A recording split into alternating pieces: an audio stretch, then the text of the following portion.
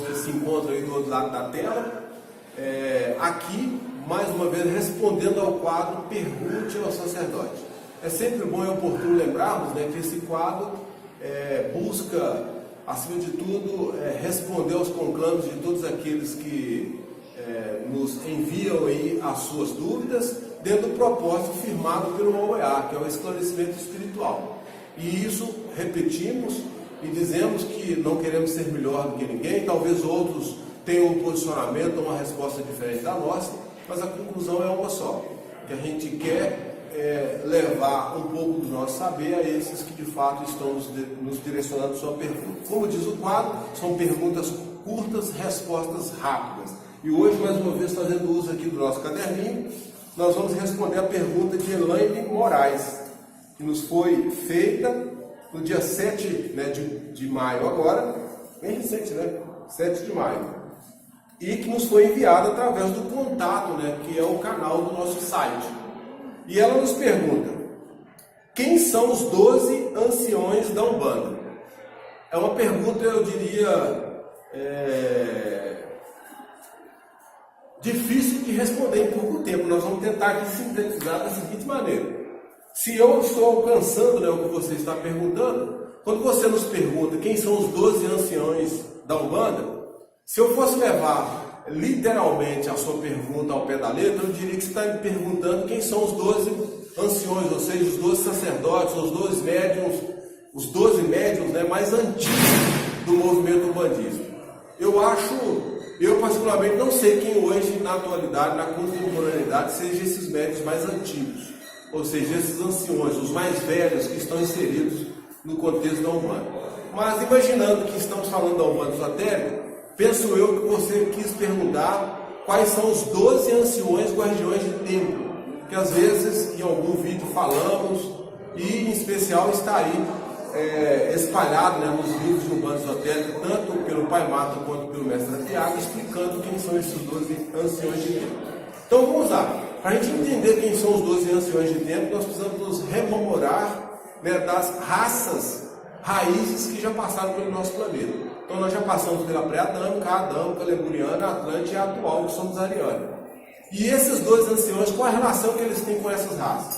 Aí é bom lembrarmos, né, tanto na palavra de Pai Guiné quanto na palavra dos Sete Espadas, quando ele explica, né, que os Tubabarachas, né, ou os grandes Morubixabas, quando deixaram de reencarnar no Brasil através dos ciclos reencarnatórios, teve que ser velado a tradição cósmica. E que tradição cósmica é essa? O Ubandahu, ou o Macauã, que é uma degeneração do termo, ou o Anauã, que tem tudo a ver com o Tuyumbaé-Kauá, que é a grande tradição dos anciões, ou dos velhos, a tradição dos velhos. Né? Tuyumbaé-Kauá, traduzido ao pé da letra, é isso, tradição dos velhos, tradição dos antigos. E é para a gente saber quem são esses antigos, aí entra a raça vermelha. Quando essa raça deixou, ela estava no seu perigeu, já não estava reencarnando tantos espíritos antiquíssimos, né, formadores e decodificadores dessa tradição cósmica para as humanas criaturas terrenas, houve por bem, percebendo eles que já estava sendo adulterada essa ordem, velar essa tradição. E aí é muito importante vocês guardarem agora. Então, quem são de fato os 12 anciões de templo? São os espíritos mais velhos da raça vermelha que participam do governo oculto do mundo.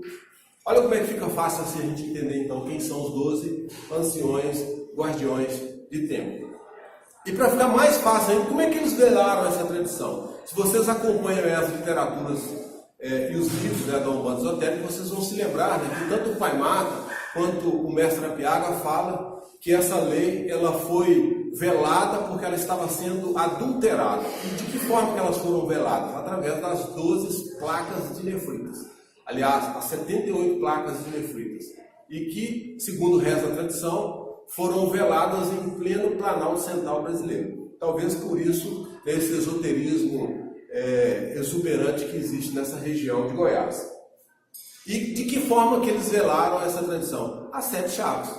Então esses 12 anciões de templos são os espíritos mais velhos da raça vermelha, são integrantes, né, do governo oculto do mundo e que são no astral quem velam, né, por essa verdadeira lei sagrada. Enquanto nós falamos das 78 placas, né, de nefrito, nós estamos falando dos arcanos maiores e menores. E são eles os guardiões efetivos dessa tradição no plano espiritual. Se a gente tivesse acesso, né, a qualquer um desses integrantes que tem contato, né, com os guardiões de templo, e fizéssemos uma entrevista com esse espírito manifestado em qualquer médico, com certeza ele iria dizer que esses segredos estão velados, né, a 7 chaves, e que foram divididos de duas formas, como eu acabei de dizer, nos arcanos menores e arcanos maiores. Placas de nefritas, né? E o que são essas placas de nefritas?